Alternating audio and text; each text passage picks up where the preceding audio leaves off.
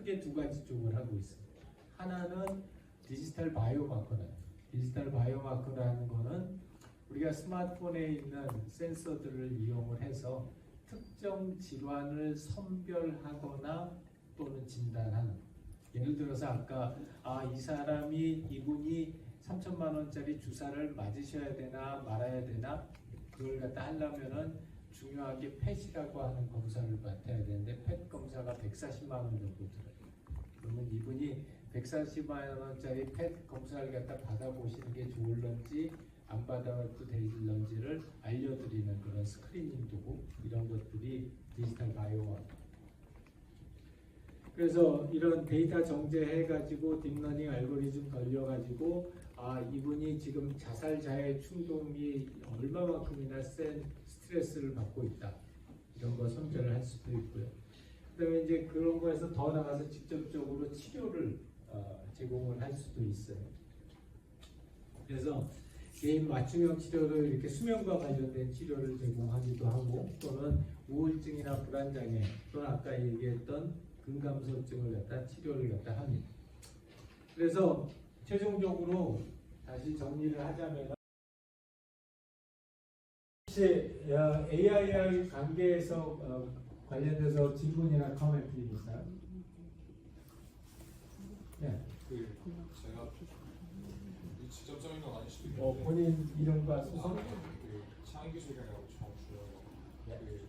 제가 관심 있게 보는 분야 중 하나가 디지털 리터러시 분야인데, 이제 워낙 기술 발전 속도가 빠르다 보니까 AI 도입으로 인해서 따라가지 못하는 사람들이 좀 많은 것 같고, 그리고 그걸로 인해서 사실 무조건 고연령층이라고 저는 생각을 하진 않고, 저희 또래만 봐도 AI를 잘 못 쓰는 사람들도 존재한다고 생각을 하는데, 그 부분에 대해서 교수님이 그러니까 제너럴한 전반적인 사람들을 위한 서비스를 만들어야겠다, 어떤 부분을 노력을 해야 되는지가 좀 궁금해서.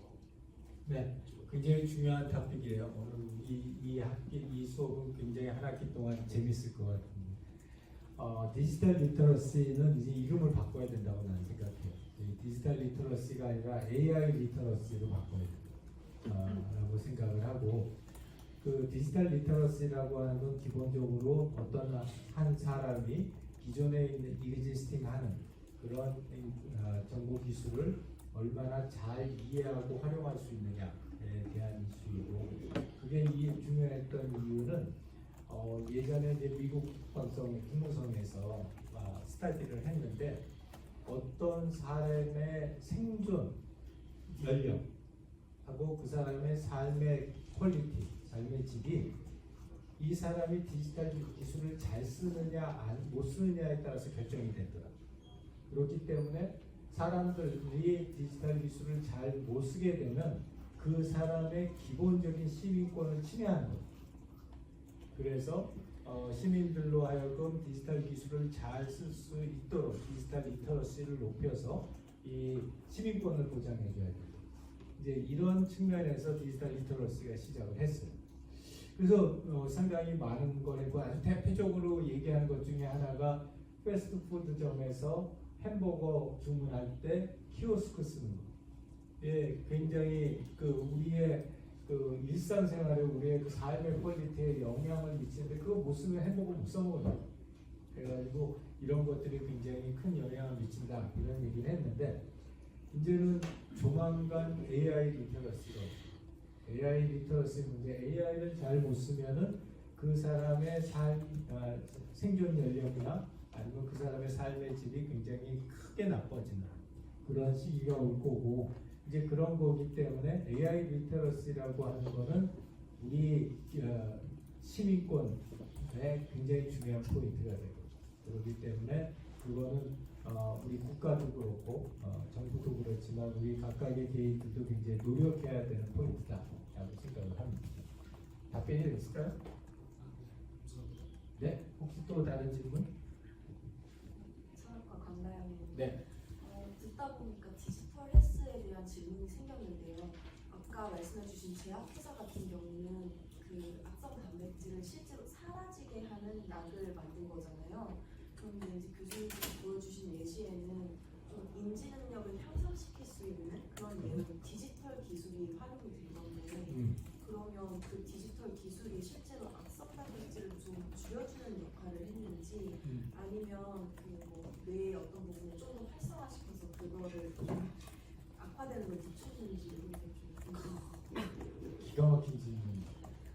이에요.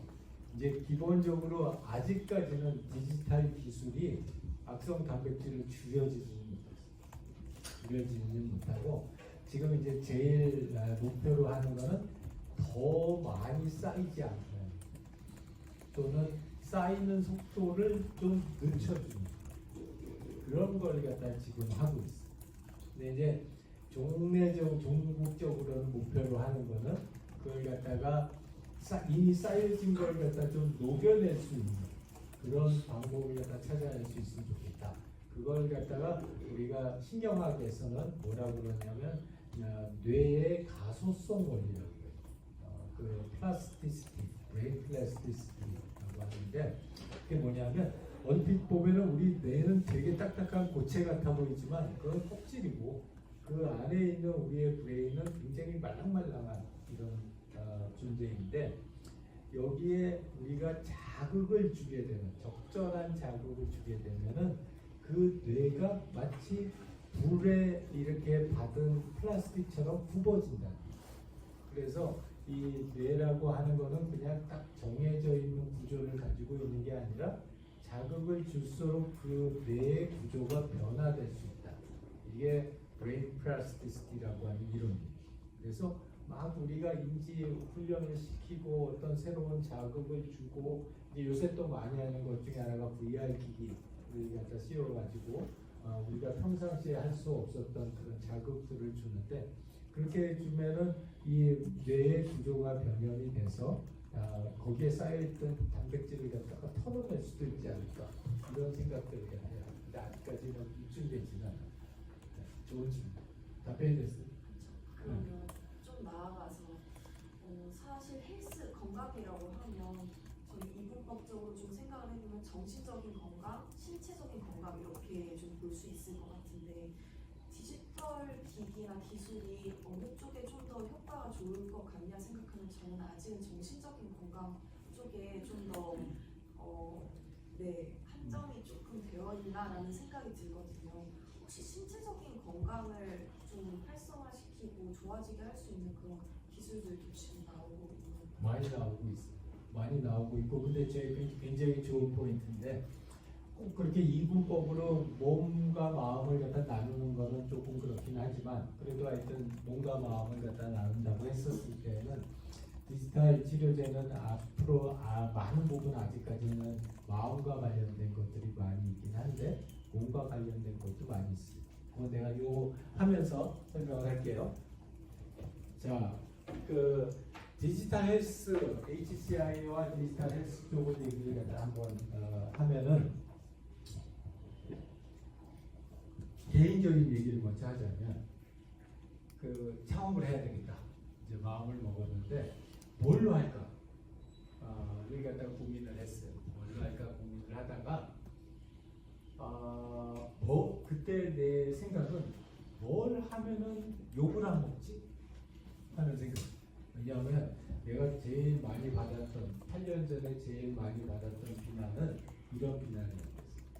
그동안 연세대학교 교수하면서 영예도 많이 받았고 좋은 학생들하고 논문도 많이 썼고 연구도 많이 했는데 이제 그냥 조용히 사그러지지 뭘 또 이제 돈 번다고 회사까지 만드느냐 이런 비난을 많이 받았어요.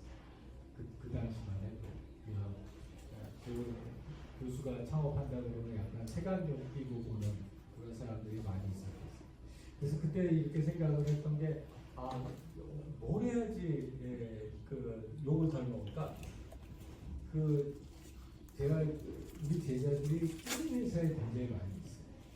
NC 소프트나 이런 그 게임 회사인데 게임을 만들어 볼까? 그 생각을 했다가 이건 게임 만드는 순간 나는 이제 연세대학교 내에서 그냥 엄청 욕을 들어먹고 다니겠다 하는 생각이 들어서 세 가지 도메인을 다 선정을 했습니다.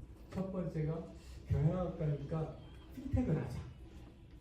그래서 주식과 관련해서 투자와 관련된 그 주식 투자하고 관련된 로봇 어드바이저를 만들자. 해가지고 그 이제 특정 종목이나 부분을 갖다 설정을 해서 AI를 가지고 데이터 분석해가지고 매도 매수 관련된 어드바이스를 할 수 있는 로봇 어드바이저를 만들자 그 생각을 하나를 했고, 두 번째는 모빌리티를 갖다 생각을 했어요. 그래서 그때 이제 나왔던 것 중에 하나가 이제 자율주행에 대한 얘기들이 많이 나왔었고, 현대자동차도 제네시스 라인에다가 자율주행을 갖다 도입하겠다라는 이야기가 많이 나왔어서 그럼 잘겠다. 이게 그 자율주행 쪽으로 해서 모빌리티 쪽으로 이 자율주행 시스템을 만들어서 대박을 쳐보자. 를 갖다 했었고, 그래서 실제로 현대자동차하고 같이 협업을 했어요. 그래서 제네시스 G80에 들어가 있는 음성 AI의 디자인을 할 때 같이 참여를 했어요. 그래가지고 상용화를 갖다 시켰고, 그 다음에 그 로봇 오토바이저도 실제로 해가지고서 오토바이저 시스템을 출시를 했어요. 그래가지고 지금 영업을 하고 있어요. 탱크풀이라고 하는 회사가 그걸 갖다가 주식 투자하는 오토바이저를 하고 있고, 이제 세 번째로 생각했던 게 헬스 쪽 생각을 했어요. 근데 처음에 시작할 때는 제일 좀 꺼렸댔어요. 왜냐하면 파이낸스는 내가 경영학과니까 그래도 서당계 3년인데 여기 있으면서 30년을 가까이 있었는데 주식 투자 정도는 나도 할 수 있겠다 라는 생각을 했기에 그거는 뭐 한번 해볼 만하겠다 생각을 했고, 모빌리티는 그때 너무 핫토픽이었고 현대자동차하고 관계가 되게 좋았댔어요. 제가 기술 고문을 갖다 오랫동안 했기 때문에 이거는 확실한 판매처가 있다, 그러니까 해야 되겠다 이런 생각을 했는데, 헬스 쪽은 난 병원 가기도 너무 싫어하고, 그리고 병원도 별로 안 가고, 그리고 별로 아는 것도 없고, 그래서 헬스 쪽은 왠지 아닐 것 같긴 하지만 한번 해보자 라고 시작을 갖다가 했는데, 그 세 가지를 갖다가 각각 그렇게 하다가 헬스 쪽으로 나는 포커스를 하기로 했어요. 그게 한 2년 전 헬스 쪽으로 포커스를 하기로 했는데, 제일 첫 번째 이유는 앞으로의 시장 전망성이 나는 물론 핀테크도 좋고 모빌리티도 굉장히 좋을 거지만 전반적인 앞으로의 시장성은 헬스 시장만큼 성장력이 있지는 않을 거다라는 생각이 들었어요. 그 이유는 우리 사회가 점차 고령화되고 있고 또 소득이 올라가고 있기 때문에 이거는 내가 시장을 만드는 게 아니라 시장이 만들어지는, 누구나 동일하게 이야기하는 만들어지는 시장이다 라는 걸 갖다가 실감하고 있게 되었어요. 그리고 두 번째는 이걸 하면서는 요구를 하는 사람이 없는 거예요. 나한테 당신 뭐해? 그러면 경동지장에 치료제 만들고 있습니다. 그럼 그 다음에 얘기 없어요. 어떻게 대학 교수가 그런 걸 할 수 있어? 뭐 이런 얘기 안 나. 힘들겠네. 열심히 해봐. 이러고 끝나. 그래서 농담 삼아서 얘기를 하긴 했지만 삶의 어떤 보람 이라고 하는 측면에서 보면은 너무너무나 아주 디폴트로 보람이 있는 일, 환자를 갖다 도와준다는 거. 이게 아주 디폴트로 보람 있는 일이기 때문에 굉장히 지금도 되게 어렵고 그렇지만 굉장히 보람이 있어요. 그래서 한 가지 예를 들자면 아까 그 질문하고 같이 연결해서 예를 들자면 육체적인 거. 중요한 우리 요새 하고 있는 것 중에 하나가 근감소증이다. 근감소증이라고 게 있는데 그게 뭐냐면 여성들, 특히 어떤 여성들이냐면 폐경기를 막 지난 여성분들, 그리고 특히 어떤 분들이냐면 자궁내막암을 갖다가 하신 수술을 하신 여성분들은 강제로 그걸 갖다가 절단을 해요. 절단을 하게 되면은 여성 호르몬이 그때서부터 딱 안 나와요. 에스트로겐이 안 나오기 시작을 하고, 에스트로겐이 안 나오기 시작하면은 제일 먼저 쌓이는 게 뭐냐면 근육량이 손실이 되기 시작해요. 그래서 그 근육량이 손실이 되면은 굉장히 심각한 거가, 여러분들이 잘 알다시피 우리 몸의 대사 질환에서 단백질이 근육이 가지고 있는 그 큰 공헌도가 엄청나요. 왜냐하면 우리의 기초대사량을 결정하는 가장 큰 게 근육의 양이에요. 그렇기 때문에 근육이 빠진다는 것은 기초대사량이 줄어든다는 거고, 그거는 여러 가지 대사질환에 그대로 노출이 된다는 거고, 특히 여성분들 같은 경우에는 이제 그게 골다공증으로 가니까, 골다공증으로 가게 되면 낙상이나 이런 위험들이 굉장히 커져서 삶의 퀄리티가 굉장히 줄어듭니다. 그래서 특히 이제 자궁내막암 환자들 분들 위하여서 이런 근감소증을 치료하는 치료제를 만들고 있어요.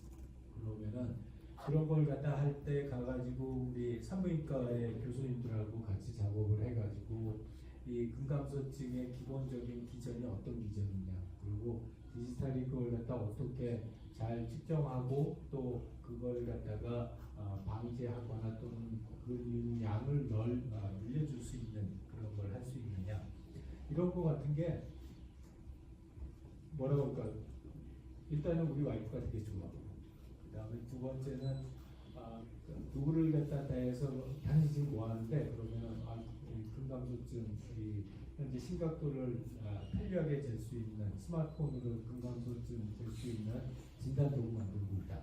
그러면은 상당히 의미 있는 일이라는 걸 다들 공감을 해줘. 그래서 보람 있는 일이다. 그리고 세 번째는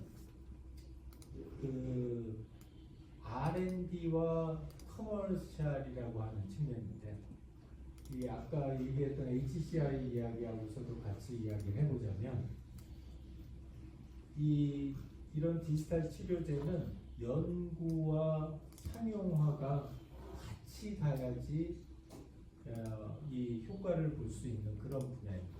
그게 무슨 얘기냐면, 내가 아무리 뭐 어떻게 해가지고 아주 언변이 좋아서 상품을 홍보를 잘 해가지고 물건을 갖다가 판다.